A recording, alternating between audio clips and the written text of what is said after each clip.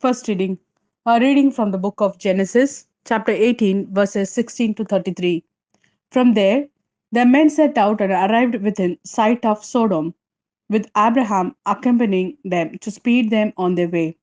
Now Yahweh had wondered, shall I conceal from Abraham what I am going to do? As Abraham will become a great and powerful nation, and all the nations on earth will bless themselves by him.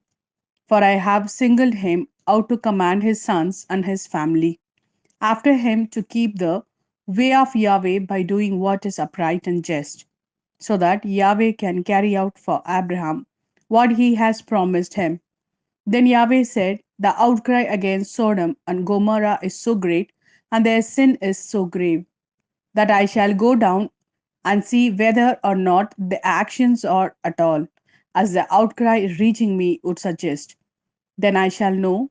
While the men left there and went to Sodom, Yahweh remained in Abraham's presence. Abraham stepped forward and said, will you really destroy the upright with the guilty?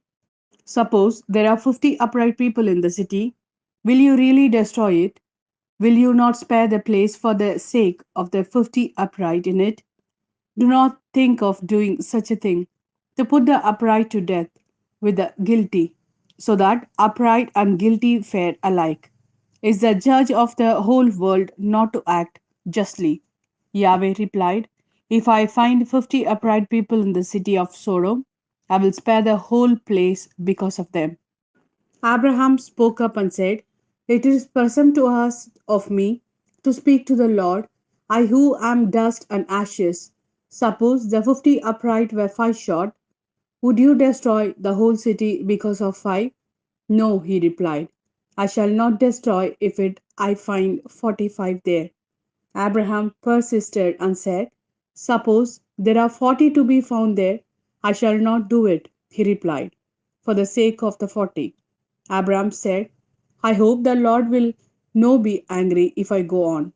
Suppose there are only 30 to be found there, I shall not do it, he replied. If I find 30 there, he said, it is presumptuous of me to speak to the Lord.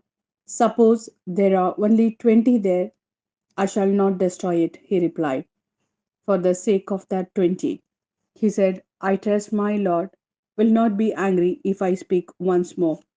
Perhaps there will be only be 10. I shall not destroy it, he replied, for the sake of the 10.